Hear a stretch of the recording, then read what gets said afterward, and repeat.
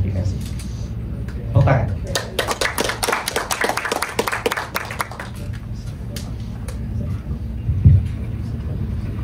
Oh ya, izin Bapak 20 menit dari sekarang. Siap. Baik, Bapak Ibu, Assalamualaikum warahmatullahi wabarakatuh. Ya, saya lihat masih ada yang ngobrol. Ya. Assalamualaikum warahmatullahi wabarakatuh. Jadi kalau menjawab salam itu wajib ya. Kalau mengucapkan salam itu sunnah. Semangat pagi, luar biasa. Baik, yang saya hormati Pak Sudirman, Bu Hawa, serta rekan semua, kita melanjutkan sesi kedua. Tapi sebelum masuk ke gratifikasi, bahwa statement korupsi menjadi budaya di negeri kita ini sudah muncul sejak tahun 70 dari Pak Muhammad Hatta. Ya, sebagai kondisi kita saat ini seperti apa? Maka saya akan coba melihat, akan saya sampaikan hasil SPI di lingkungan kampus. Ya, ini yang berkaitan dengan persepsi, ya, persepsi integritas. Jadi rupanya ternyata ketidakjujuran akademik, artinya dari survei-survei yang ditanyakan kepada para mahasiswa, ya, ketidakjujuran akademik di lingkungan kampus itu 98% mahasiswa itu ngaku pernah mencontek. 98. Berarti cuma 2% yang tidak pernah mencontek. Kemudian berikutnya 43% pernah plagiatisme. Plagiat ya, mencontoh ya. Ya. Makanya kemarin saya juga sempat membaca bahwa ada perguruan tinggi kita integritas hasil penelitiannya diragukan. Ya, itu saya lihat kampus-kampus besar. Artinya apa? Ini ternyata ada korelasinya ya antara SPI yang dilakukan KPK ini dengan dunia nyata. Artinya bahwa statement Pak Muhammad Hatta sejak tahun 70 itu sampai sekarang masih belum hilang secara sempurna, ya. Kemudian berikutnya, ini mengenai disiplin akademik. Artinya ini juga disiplin masuk kerja sama Pak Dirman tadi, bahwa 84% mahasiswa pernah terlambat. 85%. Berarti ini nggak tahu teman-teman CP, teman-teman P3K ini termasuk yang 84 ini ataukah yang 16% ya. Kemudian yang 96% dosen pernah terlambat. Wah, lebih parah lagi dosennya ya. Artinya apa? Inilah kondisi real kita ya, kondisi real kita ya. Kemudian berikutnya 96% tidak masuk itu tanpa alasan. Makanya setiap hari Senin dan Kamis kita diingatkan dengan budaya malu ya. Jadi tolong itu dicermati, resapi. Kemudian yang berkaitan dengan gratifikasi ya, sebelum kita masuk ke sini kan, ternyata yang menganggap gratifikasi itu normal, yang menganggap pungli itu normal di lingkungan kampus itu, para rektor kampus itu 18% menyatakan itu normal gratifikasi. Jadi pimpinannya perguruan tinggi pun itu 18% itu menyatakan wajar gratifikasi. Dan nanti gratifikasi itu apa atau sebenarnya nanti kita lihat.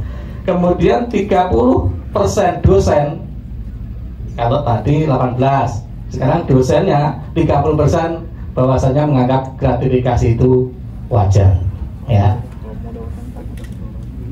Jadi itulah teman-teman semuanya, Bapak Ibu semua, bahwa apa yang disampaikan Pak Muhammad Hatta tahun 70 itu sampai sekarang masih belum bisa kita hilangkan. Dan alhamdulillah pada pagi hari ini kita semua komitmen di sini dengan tema akan membentuk budaya anti korupsi. Ya, seperti itu. Bapak Ibu, teman-teman sekalian,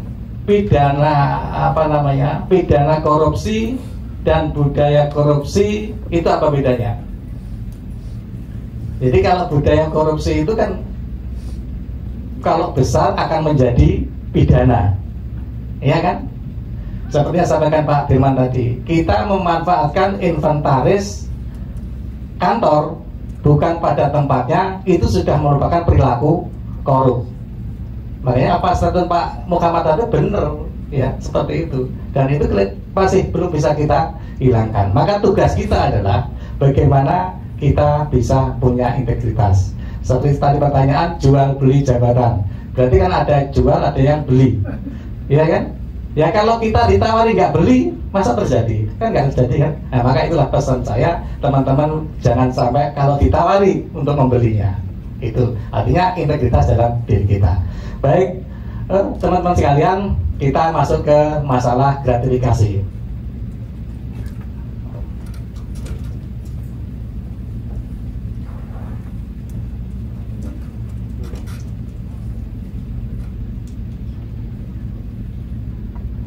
Ya, saya yakin sudah sering mendengar gratifikasi. Jadi kalau dari yang dimakan korupsi tadi di paling 7 ya tadi ya, gratifikasi. Itu ada hadiah, ada gratifikasi, ada gratifikasi legal, dan ada yang namanya suap. Coba saya ingin opini dari teman-teman semua, apa itu gratifikasi yang selama ini kita pahami? Silakan. Ayo, silakan. Dari saya, gratifikasi adalah pemberian hadiah dengan maksud atau tujuan tertentu, Pak. Pemberian hadiah dengan maksud tertentu. Ya, biasanya dari pengusaha atau pejabat. Dari pengusaha, pejabat. Berarti di situ yang menerima pejabat. Oke. Kemudian ada lagi? Silakan. Gratifikasi, ada hadiah, ada suap. Ini ada gratifikasi dan ada gratifikasi ilegal, ada suap. Apa bedanya di situ? Coba kita lihat pengertiannya. Hadiah adalah pemberian yang wajar dilakukan karena hubungan baik dan sama sekali tidak terkait dengan jabatan. Kalau tadi berarti termasuk gratifikasi, enggak sampaikan tadi. Pemberian dari pengusaha kepada pejabat. Berarti ada ya, masuk gratifikasi ya. Kemudian yang dimaksud gratifikasi adalah pemberian dalam arti luas kepada pegawai negeri atau penyelenggara negara. Arti luas, apapun itu bentuknya. Kasih bonbon kah, kasih makan kah, kasih voucher kah, itu semua adalah bentuk gratifikasi kalau disampaikan kepada pegawai negeri atau penyelenggara negara. Kemudian gratifikasi ilegal adalah pemberian yang berhubungan dengan jabatan dan berlawanan dengan kewajiban tugas atau tugas pihak penerima. Ya, tadi sampaikan tadi benar itu definisinya. Kemudian berikutnya ada suap.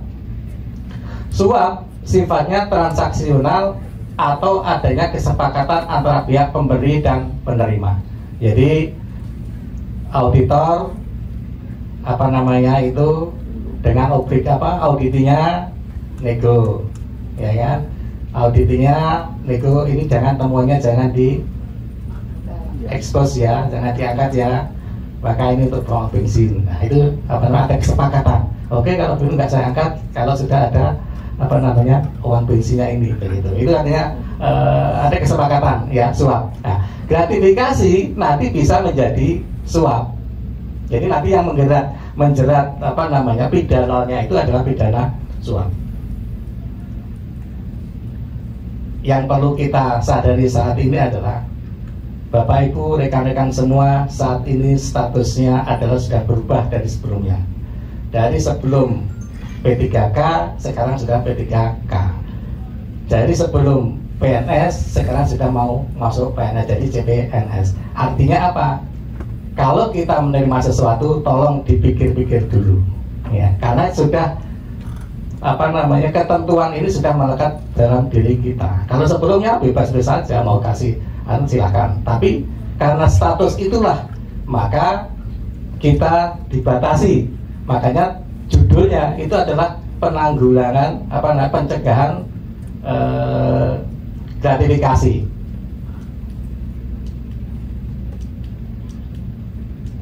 Ya. Nah, ini pengendalian maksud saya. Sosialisasi pengendalian gratifikasi itu padanya adalah wajar begitu ya. Tapi perlu dikendalikan mana yang boleh dan mana yang tidak. Maka bunyinya adalah pengendalian kita kendalian dan seperti nafsu kita. Nafsu kita ya makan ya apa, tapi perlu kita kendalikan nafsu kita itu pada hal-hal yang baik, yang sesuai dengan norma agama. Begitu juga dengan gratifikasi ini. Pada saja boleh saja kita kan sebagai orang sosial, makhluk sosial tidak lepas dari gratifikasi, saling memberi hadiah, saling itu minta tolong, itu kan boleh saja. Nah, tapi yang perlu adalah kita kendalikan karena status kita yang sudah berubah seperti itu. Nah, ini pengertian kalau menurut hukum ya.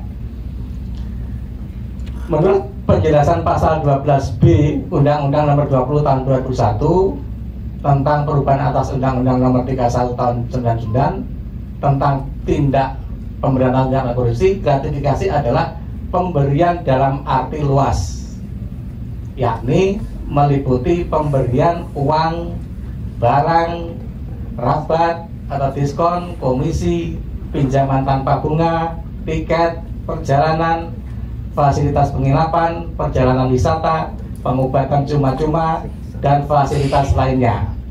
Gratifikasi tersebut baik yang diterima di dalam negeri maupun di luar negeri dan yang dilakukan dengan menggunakan sarana elektronik atau tanpa sarana elektronik. Artinya seluruh pemberian, ya kan? Kalau sekarang kan kemarin kalau pemberiannya itu legis gimana masuk gratifikasi enggak? Karena di sini nggak ada, ya kan? Padahal itu ada enggak itu? Kalau kita cermati di berita-berita itu kan mengkonfirmasi bahwasanya itu ada gitu kan. Ya, ini artinya pengertian gratifikasi secara luas. Nah, kemudian coba kita lihat dari pengertian yang tadi, maka bisa kita kategorikan menjadi dua. Pertama adalah gratifikasi yang dianggap suap dan gratifikasi yang tidak dianggap suap. Tadi kan luas toh. Nah, dari luas itu kemudian kita batasi yang mana sih yang itu masuk kategori suap dan itu kena masuk dalam kategori korupsi, dan mana itu yang tidak suap. Baik. Bentuk-bentuk gratifikasi yang dianggap suap dan wajib dilaporkan. Pertama, terkait dengan pemberian layanan pada masyarakat, yaitu yang memberi layanan masyarakat, misalnya di capil, di rumah sakit, di sekolah, di mana-mana, artinya itu yang berkaitan dengan pelayanan masyarakat. Kemudian terkait dengan tugas dalam memproses penyusunan anggaran, ya. Jadi kalau menyusun anggaran itu kan siapa sih yang terlibat dalam penyusunan anggaran itu? Eksekutif dan legislatif, ya, seperti itu. Nah, itu memungkinkan juga, artinya potensi-potensi gratifikasi itu ada. Kemudian terkait dengan tugas dalam proses pemeriksaan, audit, monitoring, dan evaluasi. Nah, ini yang berkaitan dengan kita. Kita ada ST meriksa desa A. Pak Kepala Desa dikasih telepon, Pak, kami mau ke sana. Pak Kepala Desa sudah bingung nih, menyiapkan hotelnya, menyiapkan makanannya, dan jemputannya. Itu masuk gratifikasi enggak? Kalau di sini berarti masuk gratifikasi, dan itu masuk dalam kategori suap. Ya. Kemudian terkait dengan pelaksanaan perjalanan dinas, ya tadi perjalanan dinas. Harusnya kita kan sudah ada bensinnya, ada transportasinya, kemudian ada biaya hotelnya, biaya uang hariannya. Artinya potensi-potensi yang ada dalam diri kita, tim kita, artinya tugas kita seharian itu besar, ya. Makanya perlu kita pahami bahwa itu adalah karena status kita sudah menjadi PNS dan CPNS P3K, maka itu termasuk dalam kategori gratifikasi yang dianggap suap. Kemudian dalam proses penerimaan promosi mutasi pegawai, ya ini berkaitan dengan jual beli jabatan dan sebagainya tadi. Kemudian dalam proses komunikasi, negosiasi dan pelaksanaan kegiatan dengan pihak lain terkait dengan pelaksanaan tugas dan kewenangannya. Berikutnya, sebagai akibat dari perjanjian kerjasama kontrak kesepakatan dengan pihak lain yang bertentangan dengan undang-undang. Misalnya kita mengadakan kontrak pengadaan A, ya kan, selesai. Nah biasanya itu di situ memang nggak terjadi kong kali kong, nanti kalau sekian persen kan bisa juga, tetapi begitu setelahnya itu dikasih. Nah itu bagian juga gratifikasi. Ya, terkadang dulu kan pernah itu anggota DPR RI ketangkap ini, dan itu dianggap oleh anggota tadi itu wajar, ya wajar, tapi akhirnya dia ditangkap KPK kalau nggak salah. Karena apa? Ya menganggap bahwa ya pemberian, saya kan nggak minta, nggak ada apa-apa, diberi. Nah ternyata itu bagian dari gratifikasi. Karena apa? Karena statusnya dia sebagai pejabat negara, seperti itu. Dan begitu juga dengan kita, karena status kita sebagai PNS, CPNS, maka kita harus cermat terhadap apa yang kita terima. Kemudian sebagai ungkapan terima kasih sebelum, selama, dan setelah proses pengadaan barang dan jasa, ya tadi. Kemudian dari pejabat, pegawai atau pihak ketiga dari hari raya atau keagamaan. Nah itu biasanya dalam bentuk apa? Parcel, ya, seperti itu. Ya. Dalam pelaksanaan pekerjaan yang terkait dengan jabatan dan bertentangan dengan kewajiban tugasnya, pemberian karena hubungan keluarga yang memiliki konflik kepentingan. Ya meskipun saudara, tapi kalau itu ada konflik kepentingan, maka itu bisa dianggap masuk kategori gratifikasi yang indikasi suap. Pemberian uang barang oleh pejabat pegawai dalam suatu kegiatan seperti pernikahan, kelahiran, akikah, baptis, khitanan, potong gigi, atau upacara agama, ada tradisi lainnya yang melebihi dari 1 juta per pemberian per orang.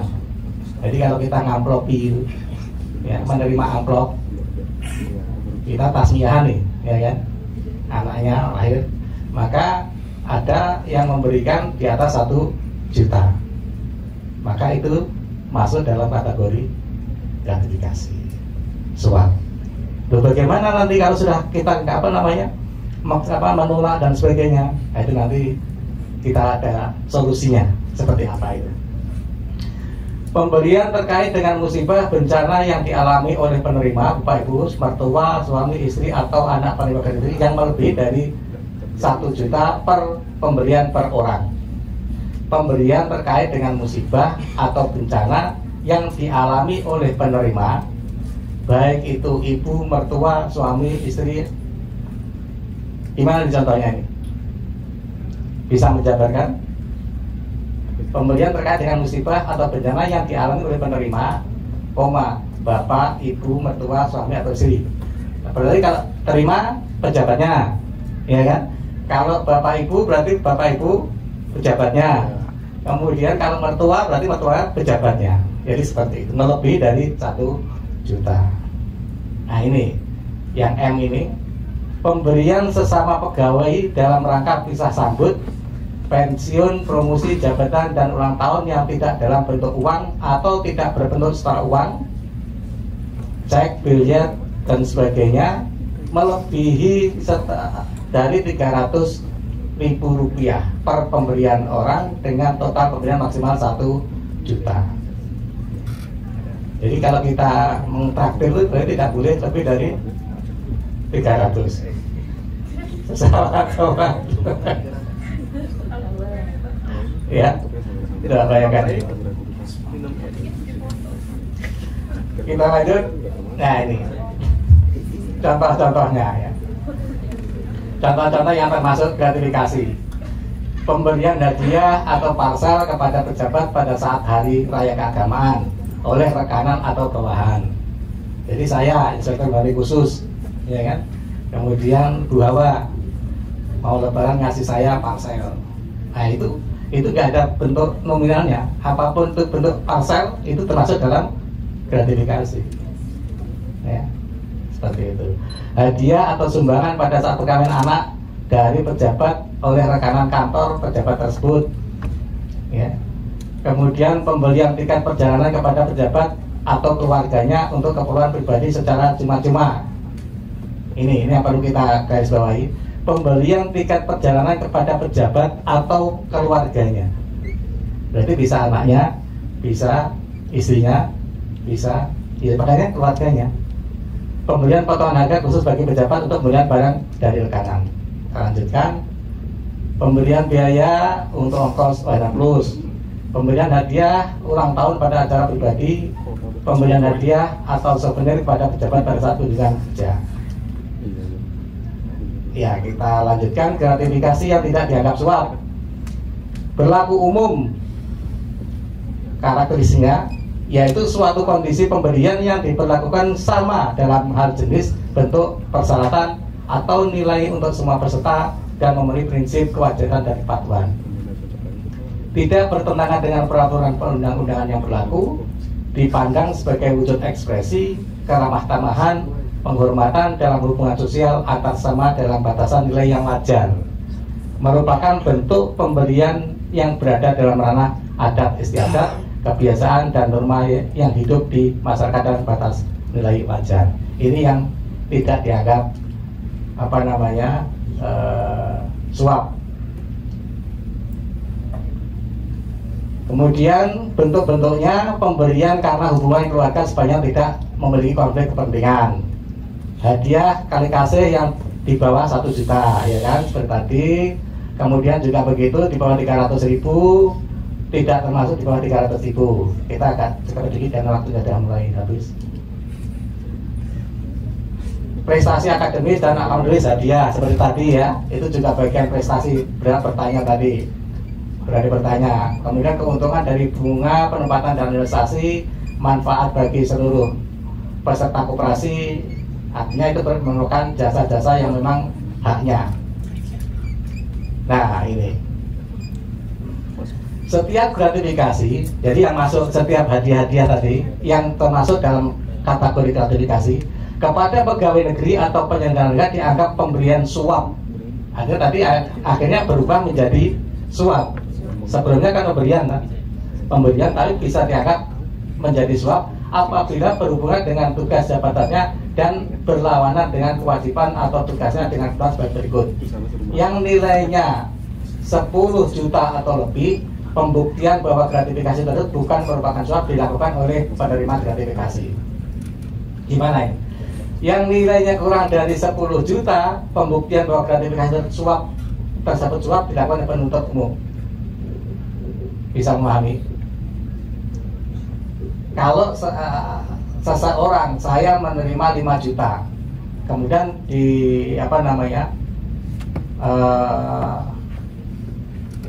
membuktikan bahwa saya ini tidak menerima, itu bukan gratifikasi itu yang membuktikan adalah kita sendiri. Tetapi kalau itu lebih, maka yang membuktikan adalah penuntut umum. Ini tidak masuk dalam persidangan kan, seperti itu. Pidana bagi pegawai negeri atau penyelenggara negara sebagai yang dimaksud dalam ayat 1 adalah pidana penjara seumur hidup dan atau penjara paling singkat 4 tahun dan paling lama 20 tahun, dan pidana denda paling sedikit 200 juta dan paling banyak 1 miliar. Di sini tidak menyebutkan gratifikasinya ya, nominalnya. Tadi kan sudah ada jelasan batasan tertentu kan. Kalau kita tasmiahan kemudian mendapat 1,5 juta dari rekanan kita kontraktor, nah itu sudah masuk gratifikasi, nah berarti sudah bisa terancam ini kan, sudah bisa kena ancaman pidana ini. Nah ini penawarnya. Ketentuan sebagai dimaksud dalam pasal 12B ayat 1 tidak berlaku jika penerima melaporkan gratifikasi yang diterimanya kepada KPK. Jadi kalau kita menerima tadi, itu sanksi-sanksi pidana tadi tidak dianggap suap kalau itu kita laporkan kepada KPK. Seperti itu. Waktunya kapan? Waktunya adalah 30 hari setelah kita menerima. Misalkan dapat nasi kotak aja Pak, satu box begitu, apa namanya? Dapat 10. Ya itu kemarin pernah ya ada di inspektorat itu menyerahkan itu. Wah ini baik telatih diidentifikasi dimasukkan ke inspektorat. Masuk dalam tim UPG, unit pengendalian gratifikasi. Itu di inspektorat. Jadi seperti itu. Nah nanti kalau masuk yang sifatnya agak besar, KPK nanti akan ditelaah sama KPK. Ini bagian masuk dalam kategori gratifikasi suap atau tidak. Kalau suap, kategori suap gratifikasi itu diambil oleh negara, tapi kalau tidak, ya kembalikan kepada yang bersangkutan. Jadi intinya begini, gratifikasi menjadi ilegal atau dilarang apabila berhubungan dengan tugas. Pada dasarnya kan boleh aja gratifikasi kan, tetapi itu akan menjadi ilegal, akan dilarang apabila berhubungan dengan tugas atau jabatan penerima gratifikasi. Kita PNS, pejabat negara, anggota DPR, itu juga bagian dari tugasnya. Kalau dia menerima itu adalah masuk dalam kategori gratifikasi yang harus kita laporkan. Dilarang oleh peraturan yang berlaku, bertentangan dengan kode etik, memiliki konflik kepentingan, atau merupakan penerimaan yang tidak patut atau wajar. Itu aja sebenarnya intinya di sini. Kalau gratifikasinya sendiri, pemberian itu boleh-boleh saja pada dasarnya. Nah, ini tokoh-tokoh insidatifnya, bahwa Pak Hatta, Bung Hatta, saat melakukan kunjungan ke Irian Jaya, setelah tidak menjabat sebagai wakil presiden, Bung Hatta diberi amplop berisi uang saku perjalanan. Ia menolaknya dan berkata bahwa seluruh biaya perjalanan sudah ditanggung oleh pemerintah, sehingga tidak perlu alang tambahan lagi. Nah ini kita sebagai pemeriksa ini sangat terhalang terhadap ini, terhadap apa yang dilakukan maka yang harus kita lakukan adalah menolak, ya. Makanya kalau teman-teman ke lapangan di khusus tak pesan nih, jangan menerima apapun, ya, dengan hati-hati, karena bisa jadi kita dijebak. Kalau orang ngerti ini kita dijebak, bahaya kita. Nah ya, kita harus waspada. Kemudian yang kedua adalah Jenderal Hugeng. Sampai sekarang ini jadikan Hugeng Award, ya kan, di kepolisian itu. Artinya jadikan panutan oleh orang-orang Kapolri yang sangat bersih. Kisah Rumah Dinas dan Perabot saat bertugas di Medan, sang jenderal disambut dengan rumah dan mobil pribadi oleh beberapa cukong perjudian. Beliau menolak dan memilih tinggal di penginapan sebelum mendapat rumah dinas. Jadi dia sudah disiapkan rumah pribadi oleh para bandar-bandar itu, tapi dia pilih ke hotel. Kemudian bandar-bandar tadi tidak mundur. Begitu tahu dia dapat rumah dinas, rumahnya langsung diisi perabot, diisi macam-macam, tapi itu semua ditolak oleh Pak Hugeng. Saya rasa itu. Terima kasih dan mari kita sama-sama berhati-hati terhadap hal yang sangat sensitif ini. Terima kasih. Terima kasih Pak Paul. Tepuk tangannya lagi. Pak jangan duduk dulu. Kita buka sesi tanya jawab. Mungkin ada yang ingin bertanya? Oke, silakan.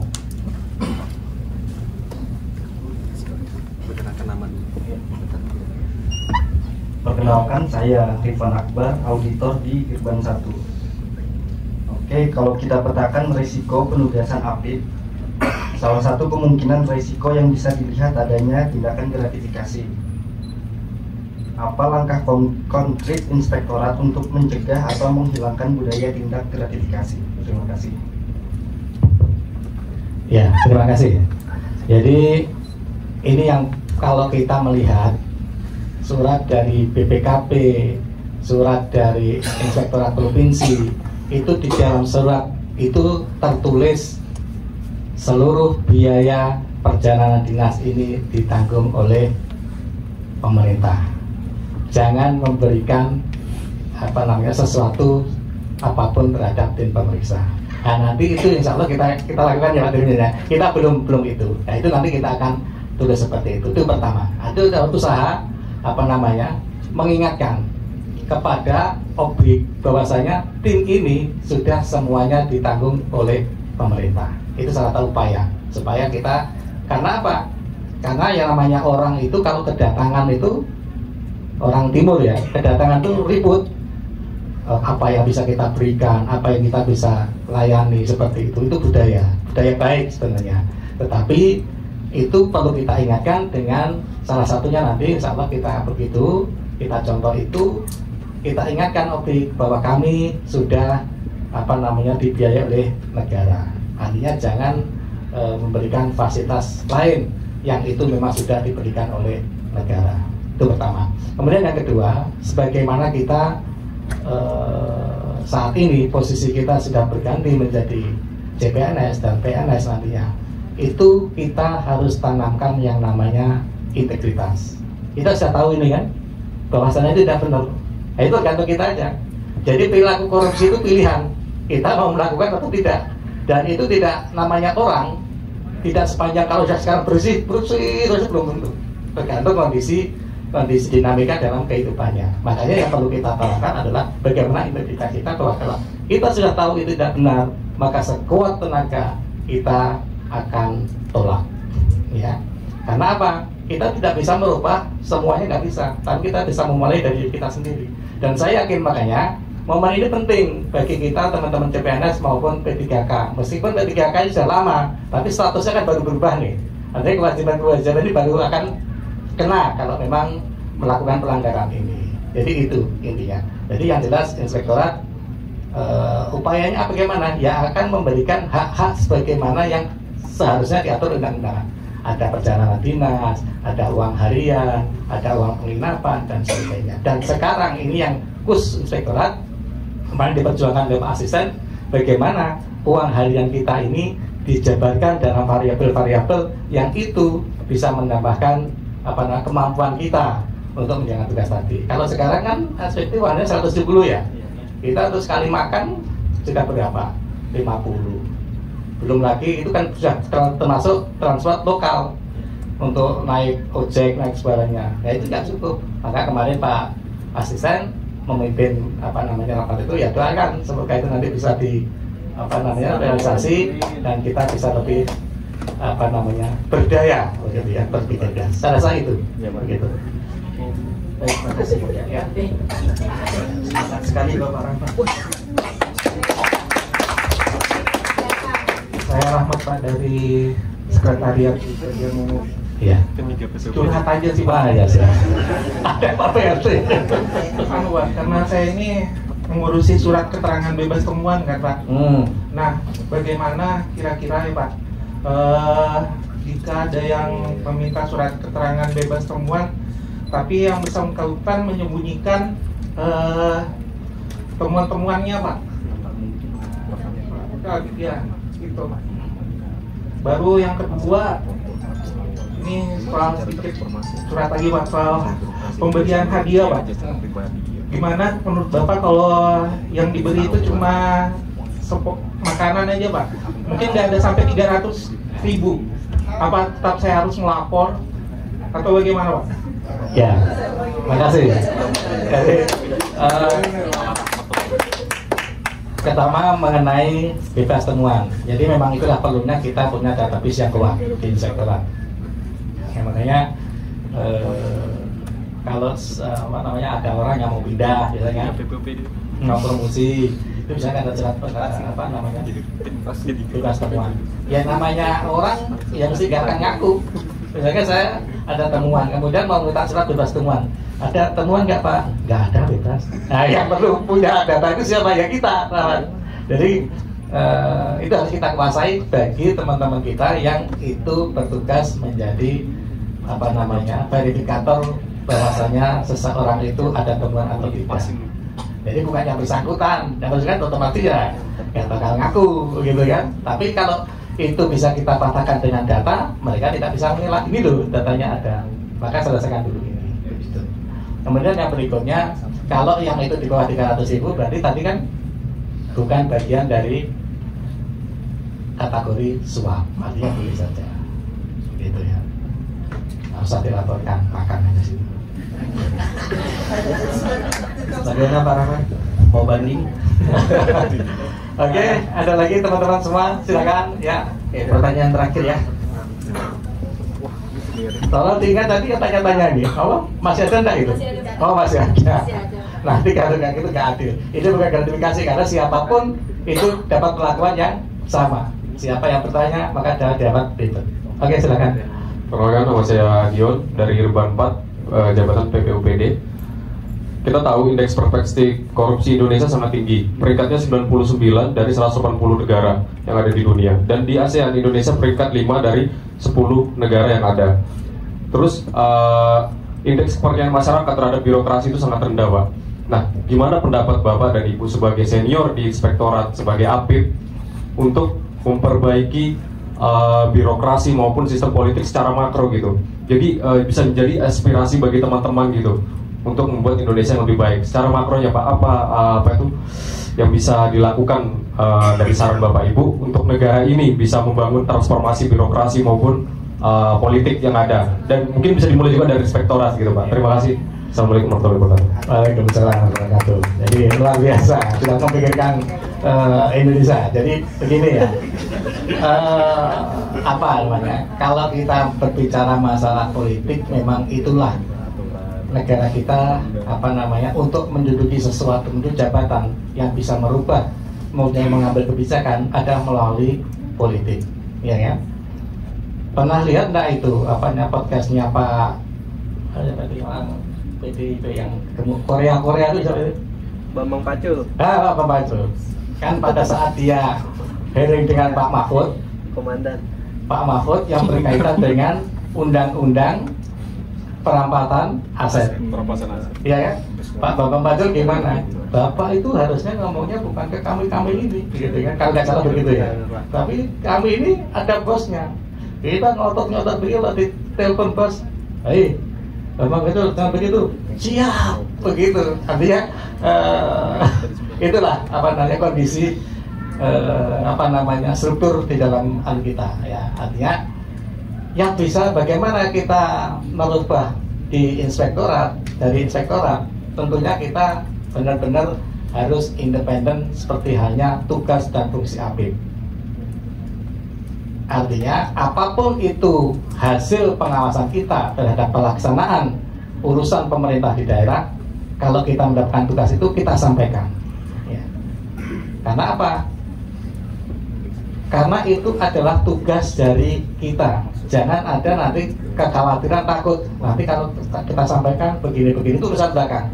Yang penting apapun hasil dari pengawasan kita, itu bagian kecil ya, itu harus kita sampaikan kepada pihak-pihak yang kompeten. Karena itu nanti sebagai bahan untuk mengambil kebijakan lebih lanjut. Intinya adalah bagaimana kita menguatkan integritas diri kita masing-masing ya. Karena apa? Biasanya kita ini takut sebelumnya. Ya seperti itu tadi, jual beli jabatan kok bisa terjadi. Ya karena memang dua-duanya apa namanya? Perlu. Coba kalau nggak ada penjualnya, nggak ada yang beli. Kan mesti akan yang disampaikan yang terjadi adalah sistem merit seperti disampaikan Pak Dirman tadi. Tapi karena ada yang membeli, gimana? Ya, itu bisa terjadi. Tetapi kalau itu semua dari kita punya integritas dan tidak akan pernah membeli itu, kita serahkan kepada sistem, maka itu bisa akan merubah birokrasi kita menjadi lebih baik. Saya rasa itu ya.